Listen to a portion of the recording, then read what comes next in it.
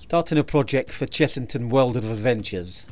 First of all, the designer gave me some sketches and some drawings, and from there we made this maquette. It's always good to make a maquette because it irons out all the pitfalls in the actual design work. Now once we've made the maquette, we actually scale it up to a large scale version onto polystyrene sheets, and this is me standing in front of it just so we can get a full side profile plan and a front end view.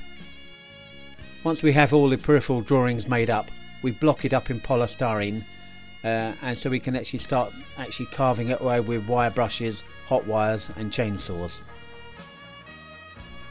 As normal, this is always the best part of the project for me, as the carving and creating and making sure that it's exactly what the client wants is always very rewarding. There were some design changes which we made along the way. For instance, we actually made the teeth match each other so we can actually get some scaffolding poles up through the centre of each tooth, and then it acts as a support throughout the ride.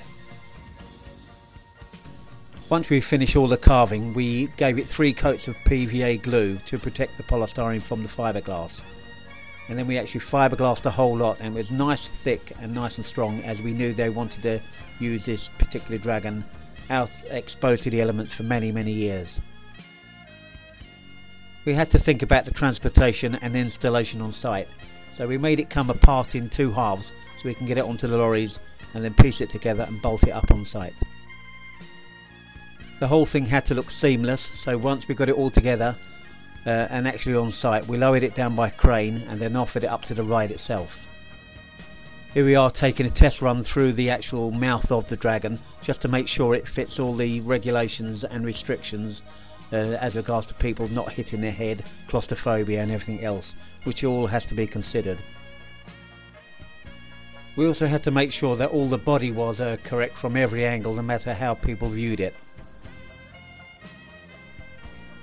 Once all the construction was done and it was looking nice, we actually went ahead with the painting, and as you can see here, parts of it were looking decayed, and it had to look like an ancient piece of work, a really old dragon that's set into stone and very antique, as if its whole thing is beginning to decay and break down. But I think it worked really well, and each year they give it a revamp and a freshen up and a new lease of life.